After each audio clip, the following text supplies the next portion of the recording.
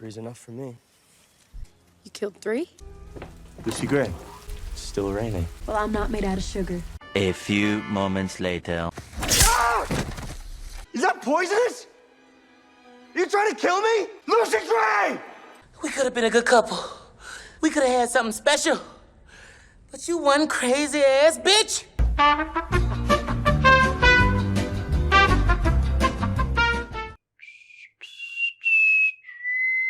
Okay, that's the best I'm gonna be able to do. Hey guys, it's me, 1239 here, and in today's video, I'm going to be giving you guys my review of The Hunger Games, The Ballad of Songbirds and Snakes film version. I'm so excited for this video. It's been a long time coming. The film came out more than a week ago, and I do have an excuse as to why I haven't made this video yet. I really wanted to the first day that I saw the film. I've seen the film 3 times at this point, but I have been super busy with all of the orders I've been packing from my Etsy shop. Not a plug-in right now, I'll plug it in later, but that's just my whole thing. That's my explanation as to why I haven't made this video. On the first night that I watched the film, I did want to come on here and make this video, but I was super tired. I went at like 10 at night and the film ended at around 1 in the morning. Came home and it was a long drive, so I basically just like could not handle it, and I was also talking about the film with my mom. We spent like 2 or 3 hours talking about it, and then I just couldn't do it any longer. I couldn't talk about the film anymore, so I just went to bed. And on the second day that I went to go see the film, I got home and I was like, I'm gonna go to bed. Like, I got stuff to do the next day, so I just couldn't do that as well then. But tonight I did watch the film for the 3rd time, and I watched it in 4DX, which is a whole experience in and of itself. And since I have now seen the film 3 times, I feel like I am more comfortable talking about the film now. When I watched it the first time, I definitely had a lot of different thoughts that I don't really have right now. I feel like I'm more accustomed to having watched the film. It's not as like jarring, like the scenes themselves aren't as jarring anymore as I thought of them when I first watched the film. But I did write down all my thoughts of when I watched the film for the first time, so I will talk about that now and tell you guys what I think of everything from this 3rd time as well as the 1st and 2nd time. And yeah, so I hope that made sense. But yeah, let's get started now. Well, before we get started, I do want to say that I'm wearing my cardigan that I got from Hot Topic. Not a sponsor, I wish, but I am wearing that, so if you think that this looks familiar to you, it's because it's the cardigan from Hot Topic. And I'm wearing my Ballad necklace Mockingjay pin. I love it. It's from Etsy, not sponsored as well, but I'll link everything below if you guys want to check those out. Okay, so the first thing I have here in my notes is that I sympathize with Snow more than I did in the book, which I think is interesting now that I've seen the film more than 3 times. I feel like I don't really have that same thought. Like, there's still some moments where I sympathize with Snow, but I don't think there are as many of them as I did the first time I watched the film. Like, when Dr. Gall was stitching him up and he was crying, I did feel like sorry for him, even though he just killed someone, but he also had to kill someone. Like, he didn't really have to kill like this time watching the film, this 3rd time watching the film, I was like, he didn't really have to do that. He could have just left him alone after the first blow, but then he just kept going and killed him, but he didn't have to, so I actually retract my statement there. But at the same time, I did feel kind of bad because he is still stuck in this circumstance which he didn't want to be in, but it was because of Sejanus. He didn't want to be in that situation, but he had to, but also Sejanus was trying to do stuff, you know, like, I don't know. Anyway, that's my first thought, I guess. But I definitely have a different take on the film this time around than the first time, and that really has to do with Dean Highbottom. In the book especially, like, and I guess in the film as well, you kind of see Highbottom as an antagonist to Snow. Like, he's like the foil character, I guess, and Sejanus is too, but with Dean Highbottom, he's like this person that is trying to prevent Snow from reaching his goal of going to university. And it seems like he's just trying his best to prevent him from doing anything that he wants to do and from succeeding. But while watching the film for the 3rd time and seeing what people have been saying about Dean Highbottom and how he's really like not the bad guy at all, it's kind of just how Snow thinks of him as the bad guy. And really what Dean Highbottom is trying to do is prevent the kids from being in the games, even though it was something that he came up with. Of course, he didn't intend for that to actually be something that they would do, that they would implement into Panem, into the law. He's really not the bad guy. He's actually the opposite, and it's actually Snow that's the antagonist, but we don't really see it that way, I guess, until the end, which I thought was interesting. I loved Lucky Flickerman's character so much. Like, I love his personality. It was so funny. Obviously, this film carries a lot of heavy themes, but Lucky as a character, as a comic relief, felt so great, felt so right. In those moments, he's kind of a farcical. He's part of the whole Capitol pride, and he's just like so happy to be there. And it was just so funny to see him, like, when one of the mentors threw up and he was like, that was violent and disgusting. Meanwhile, we think that he's talking about the fact that the games are going on, but meanwhile he's just talking about the mentor that threw up. And it was just so funny. Like, his comedy, the actor was so good, and he was probably my favorite part of the film. All 3 times he was the best, and I kept laughing every single time I saw him on screen, and he was, you know, cracking jokes and stuff. It was just so funny. Like, he takes himself so seriously. I love him even more than Caesar, even though Caesar is another amazing character, but Lucky just really made me laugh so much in this film. The other thing that I noticed very quickly is that they changed the way that Lucy Gray won the games, and I felt like that was so interesting because I do understand from like a narrative point, from a narrative stance, they decided to make it a little more interesting than the book did, because the book was kind of anticlimactic. She just kind of wins and it's like, okay, wow. She wasn't in the game, like, we didn't see her that much in the games until she like emerges from her hiding place and then kind of just wins, and it wasn't really too much of a hassle or conflict with her and the other tributes, at least from what I can remember. But this whole like thing with her and Coral I think was really interesting, and I think it added a very interesting parallel between Coral and Lucy Gray with Katniss and Cato in the first book / movie. There's so many parallels like that, like with Reaper and with Katniss. The fact that they kind of commemorate the tributes, they kind of give them a funeral. I thought those were interesting parallel moments, you know? I'm gonna go all over the place, by the way. I feel like I should have said this before, but I'm gonna go all over the place with all these thoughts that I have because I just wrote them down. I hope you guys understand everything, every point that I'm trying to make in this video, but I'm gonna be jumping from the beginning to the end to the middle to the end and all that stuff. I'm just gonna be going all over the place with my review. But the other thing I noticed was the ending, like the rainbow shot, like the rainbow reflection on top of the statue, the skirt part of the statue. When I first saw the rainbow in the first watch, I was like, oh, that's cool, they have a rainbow, because I've seen that in other things. Like, I remember seeing a scene in Grease, Rise of the Pink Ladies, they had a rainbow in one of the shots, and I was like, oh, that's cool. But when I saw it in this movie, I was like, oh, that's cool. And then it finally registered that they're basically making a reference that she haunts Snow's mind in every place he looks, kind of like in the song Can't Catch Me Now by Olivia Rodrigo. You see my face in every place, but you can't catch me now. Lucy Gray is just always in Snow's mind. He's always thinking about her. He's always paranoid that she might still be alive. And I thought that was a very interesting way of showing that, especially because it's like the second last shot of the film, and it's very subtle as well. I've read that some people didn't understand that, they didn't catch that part, but it's very subtle enough to, you could like kind of understand it, but at the same time you can completely miss that part in the film. The next thing is that I wish we would have seen more of Maude Ivory, because Maude Ivory is such a big character, even though she's not really that big of a character in the book, but she's a big character in terms of theories for the book and how it connects to the other books. For example, people believe that Maude Ivory is actually Katniss's grandmother, and so in that way Lucy Gray is related to Katniss through Maude Ivory, and I think that's a very plausible idea. That's a very plausible theory, and I would love to see that explored in some capacity, hopefully in the future, maybe in another book, I don't know. But I would have loved to have seen more of her, because I feel like it could be true that she's Katniss's grandmother, and I think she was a little bit more present in the book.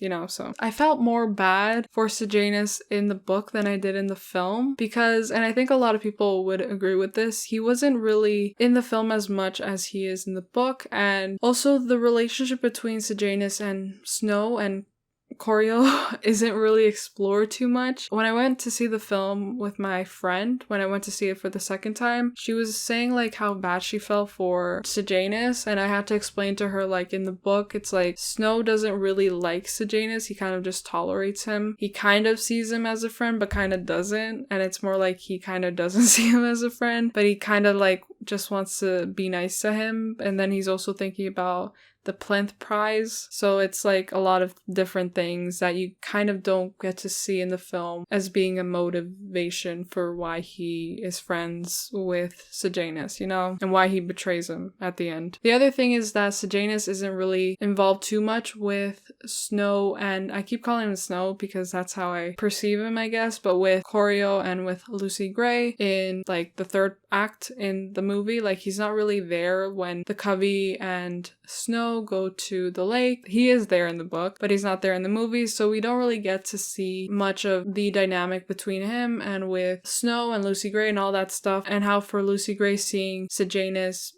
be hanged in front of Corio like that, like it's not really too impactful, honestly. And also there weren't a lot of very warm moments between Sejanus and Corio. Like there were a few, but there definitely were a lot more in the book. There was just a lot more between them. And I've also heard people say, and I kind of agree, the third act was a little too rushed, and I kind of feel like that also applies to the whole movie in general. I'll talk about this a little bit more later, of how the structure of the movie kind of fell off to me, especially in my first watching of it. I also found it interesting how they decided to have Lucy Gray accidentally kill Dill instead of Wovey, because in the book, of course, we see it from Snow's perspective, so we don't really know, like we're not too sure if Lucy Gray meant to kill Wovey or if she just kind of did it and wasn't really sure what was going to happen when she poisoned the water bottle. I believe that's how it happened. I've got to read the book again. But seeing how they changed it in the movie and seeing how Lucy Gray, we see how she poisoned the water, and then all of a sudden Dill appears and takes a sip of the water and dies, and we see how much Lucy Gray suffers from the realization that she accidentally killed someone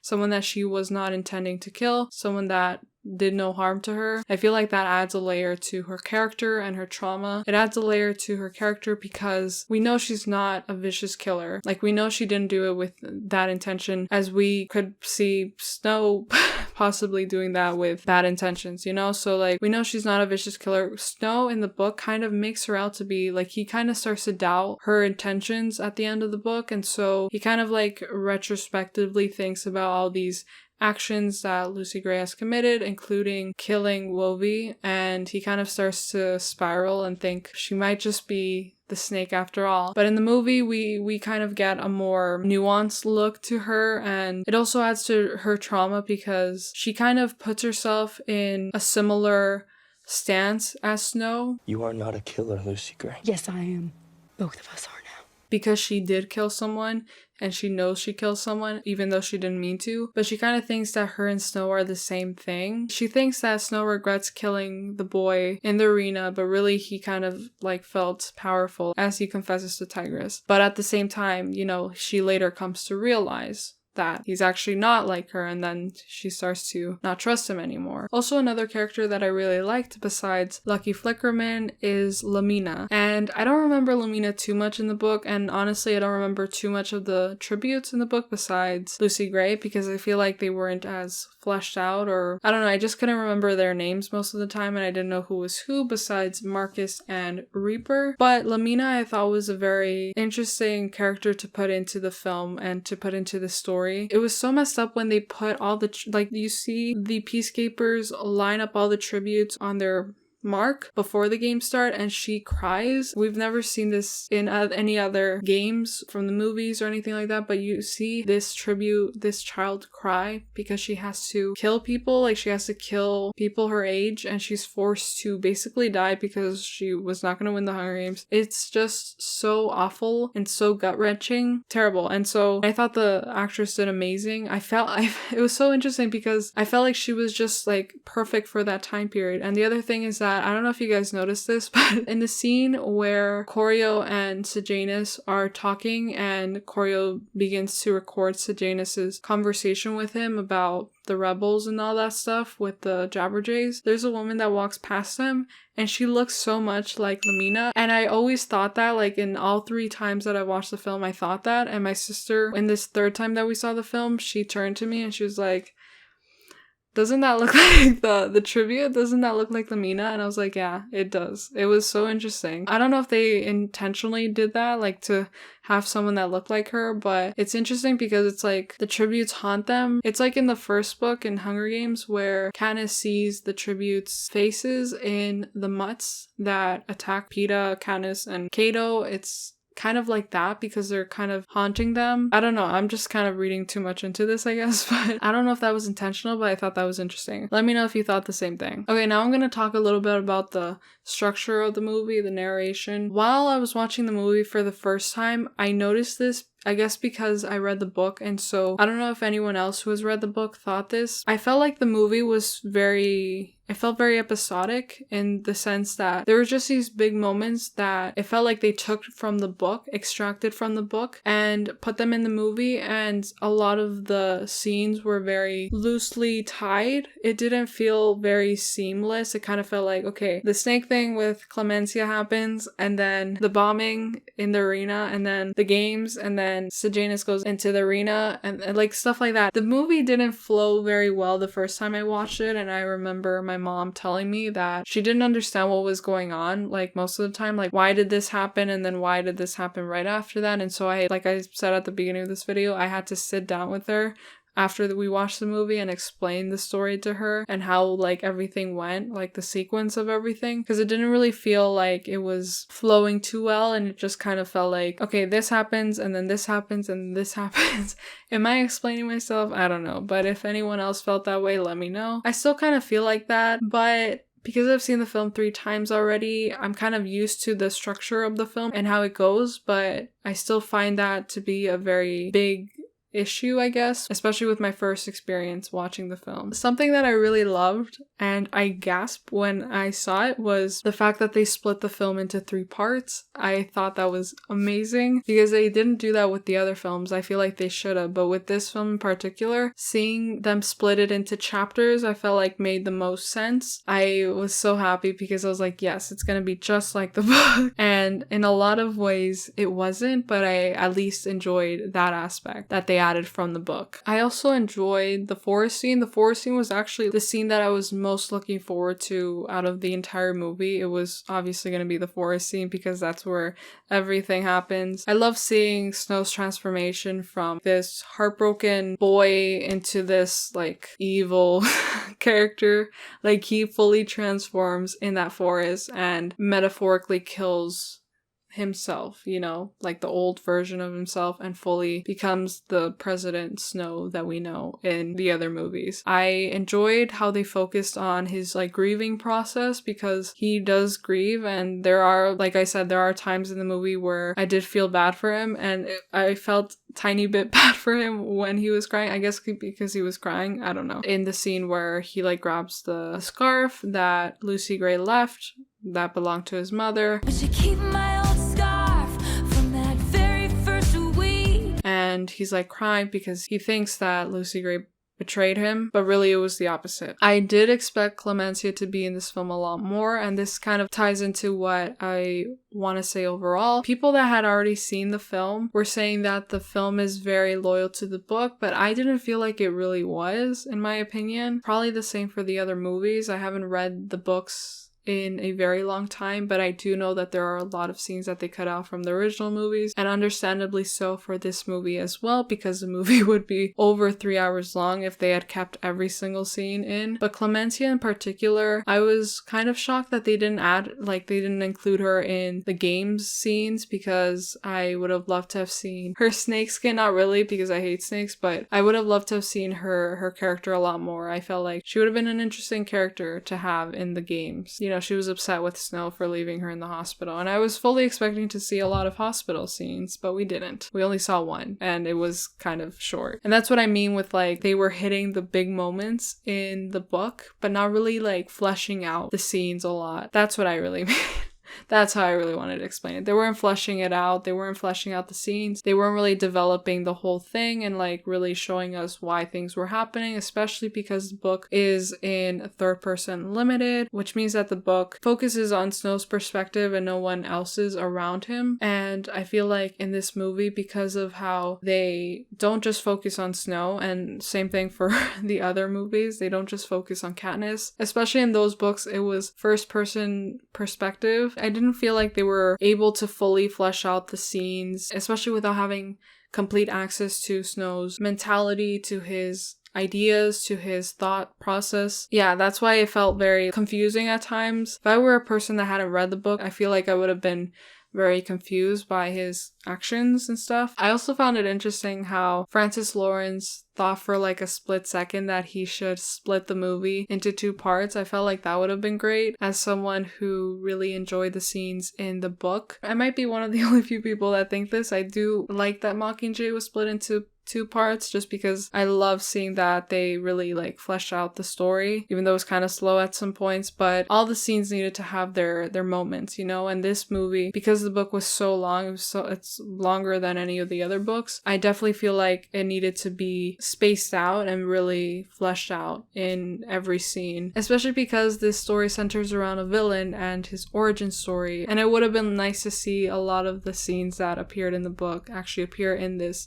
film. For example, Sejanus and his dad and his mom, like all of like the dynamic between his mom and Sejanus and his father and Corio and Sejanus's father, that would have been really nice to have seen, because of course like that plays a very big role in who Corio becomes, because without Sejanus's father's money he wouldn't become the tyrant that he becomes in the other movies. So it would have been so gut-wrenching to see that in the film, because like I said, we didn't really get too much of Sejanus. It just would have been like a bigger punch in the stomach to see Corio and Sejanus's mom and Sejanus's dad interacting as they do in the book. In relation to what I was saying about how people were saying that the movie was close to the book, it was loyal to the book, they were also saying that it's just as good as Catching Fire, or better than Catching Fire. I don't know if anyone agrees with that, but I personally don't think is as good as Catching Fire. It was a really great story and I enjoyed the movie, especially the second time around, like I said before, but it was definitely not as good as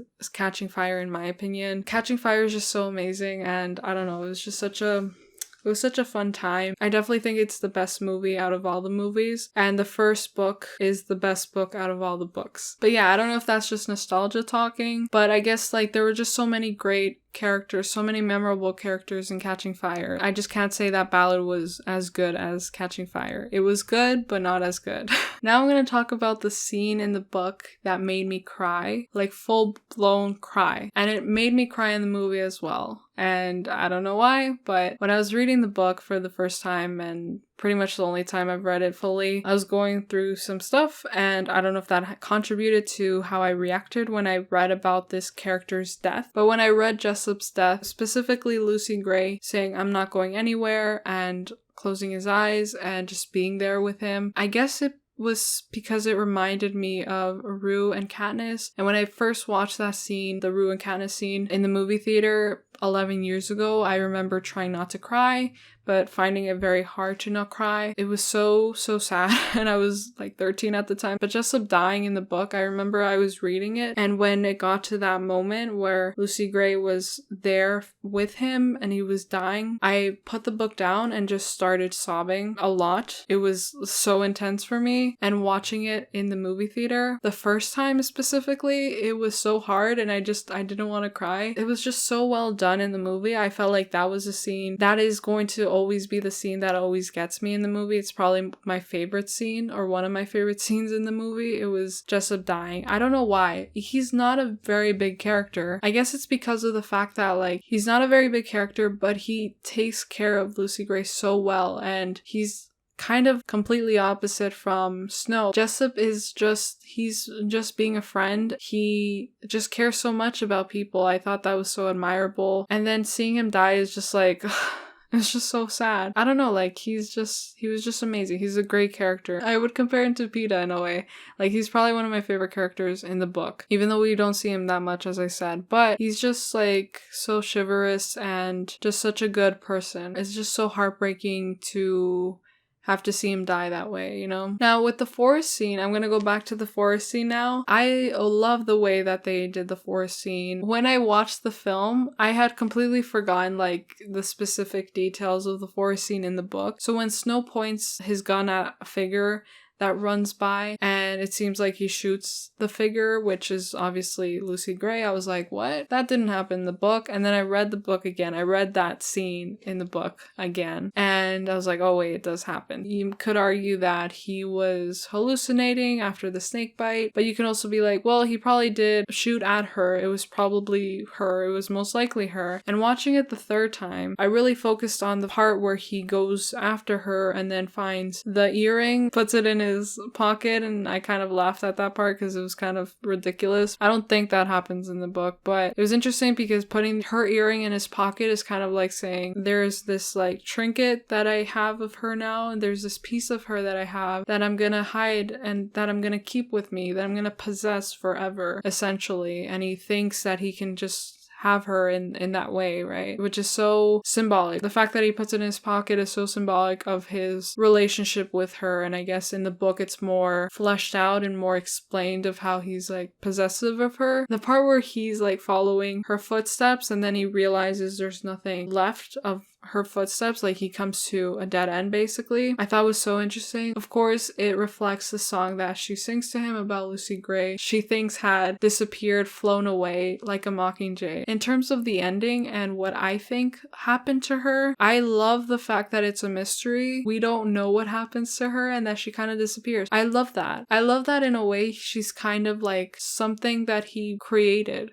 Something that he made up, something that came to him and then just left and became free in a way, like a spirit, you know? I love that we don't get to know, because in the original books, we don't know who she is. We don't know who the 10th Hunger Games victor was, because Katniss doesn't know, and because no one else really knows. She's kind of like this legend or folklore that only Snow knows about, but people in the district have probably told the story of Lucy Gray, and I do find it interesting how Katniss never hears about that story, I guess. Like, she knows her songs, she knows the music, even though she doesn't know where it comes from, but she doesn't know that there was a girl that disappeared in the forest, you know? I kind of find that interesting because if Katniss is related to Maude Ivory, I feel like Maude Ivory would have said something about Lucy Gray, I guess. She would have passed on her story as well. It also hasn't registered in my mind that she possibly died. Like, it never did, even while I read the book. I remember searching up theories about what happened to her after reading the book because I had no one to talk about the book with, but it still to this day hasn't registered in my mind that she probably died. I'd like to think that she's just a mystery and that she kind of just flew away. As Lucy Gray herself likes to think happened to the girl in the song that she was named after. And she also becomes an emotional trauma that Snow maintains throughout the 64 years after he met her and then encounters Katniss. I like to think that that's just something that happens. I wouldn't like to think that Lucy Gray becomes Coin. Like, I don't like Coin. So, because that would just change so much of the story of who Coin represents and of who Lucy Gray represented. But of course, if she did become Coin, then what it would also say about Lucy Gray's character is that her encounter with Snow also changed her, and a part of her did die in the forest, just like it happened with Snow. But I wouldn't like to think that Katniss killed Lucy Gray. And I also feel like Snow would recognize Coin. Like, he would say, oh, we knew each other when we were 18, you know? So I think he would remember who she was. You know, like, I like to think that she survives. Like, because this is kind of contradictory, because her ending being a mystery also suggests that she kind of, you know, is free. She's free from Snow. She survives Snow, as Dean Highbottom says to her. And in that way, she forever remains a victor. But a victor not like how Snow thinks he's the victor at the end of the movie, but a victor in the sense that she resists, that she escapes the world of Panem, that she survives in the woods and kind of is free, like the Mockingjay. She becomes the Mockingjay. She is the Mockingjay. She's the original Mockingjay. You know, I love that idea that she's untouchable and that she's enigmatic and that she's free. In contrast, Snow becoming the victor, as he likes to put it, he becomes a different kind of victor. He becomes a vicious killer. He takes survival to mean that he has to destroy everyone beneath him in order to climb the ladder and get to the top. And that's for him what being a victor is. And for Lucy Gray, it's about resistance, it's about surviving, it's not about playing the game and having power and gaining power in the way that Snow strives to gain power. I also wish that they would have mentioned how the 10th Hunger Games was erased from Panem, like how Dr. Gall decided to hide a copy of the games in the vault for her own pleasure and entertainment, and how she completely prevented the 10th games from being shown ever again publicly. And I thought that that would have been really good to put into the movie, because for people that hadn't read the books or haven't read the books, it would have explained why Katniss doesn't know who Lucy Gray is in the original series. And if they would have put that detail into the movie, I think it would have added to Lucy Gray's mystery, her legend, her folklore. And like I said before, Snow picking up and putting the earring in his pocket wasn't in the book, but it does symbolize his perception of Lucy Gray as an ornament, as something he can put into his pocket. Sort of like, I don't know if this is the right thing to compare it to, but like, you know, like when people hunt and they like to take the head of the animal that they kill. Kind of like that, like kind of like that's his prize for having hunted her, you know? I thought that was interesting. Him thinking that he can have her, a part of her, like I said. But of course he can't. She's everywhere. But also nowhere, because he never sees her again, but she's always there. I loved when Katniss's name gets mentioned in the movie, because I remember reading that in the book and I was so happy, I was so excited, and they played her theme in the movie. I thought that was really cool. I wish that they would have added Deep in the Meadow in the movie, because although the Hanging Tree song is probably like the most popular song in all of the Hunger Games series, but having Deep in the Meadow in the book was so cool. It was so interesting to see Lucy Gray sing that to Maud Ivory. It would have shown how that song was passed down, and then it would have enforced the theory that Maud Ivory is Katniss's grandmother, because she heard the song from Lucy Gray. And also going back to Lucy Gray poisoning or accidentally poisoning Dill, and how Snow perceives Lucy Gray killing Wolvie in the book. Like I was saying before, Snow eventually perceives Lucy Gray as a snake, but she, in reality, through seeing the movie and seeing her horrific reaction to realizing that she poisoned Dill instead of Coral or the other tributes that she wanted to kill because she had to defend herself. In that moment that we see her in that little vent, we see her as just a girl who's trying to survive. We don't see her as a vicious killer. She suffers, she cries, she's so mortified and regretful of what she just did. She's not calculated or malicious. She's just trying to survive. And in that way, she is a victor, but not a victor like he is. He's a victor in the games in that he betrays and eliminates the people that trust him to try to get to the top, including Tigris, Sejanus, and Lucy Gray. They also omitted a lot of the kisses that happen between Lucy Gray and Snow. They do kiss a couple times in the book, but in the movie they only kiss once. There is one point where Lucy Gray and Snow try to kiss, or like Lucy Gray tries to kiss Snow in the zoo, but they actually do kiss in the book before the games, of course, and after the games as well. The Hunger Games part was a lot longer in the movie than it was in the book, and I kind of did like that because the Hunger Games is marketable as the Hunger Games. That's why Mockingjay Part 1 and 2 didn't do as well as the first two movies, right? I did like that they focus more on the Hunger Games part because that's the most action-packed part, because in the book I didn't, like, it wasn't too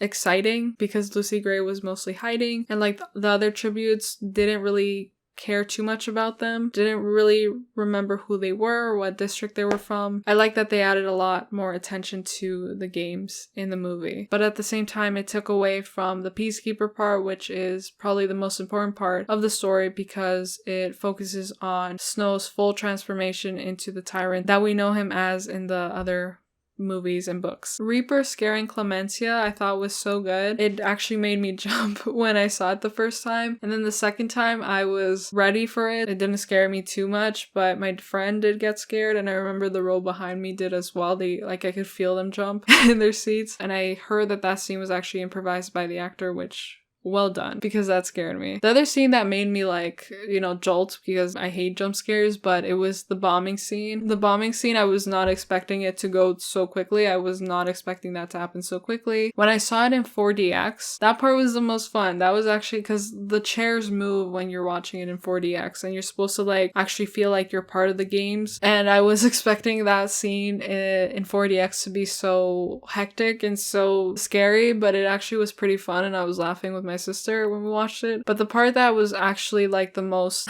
intense in those chairs was the snake scene in the games, especially when Mizzen, I think that's his name, Mizzen gets, you know, killed by the snakes. That part was like a lot of movement.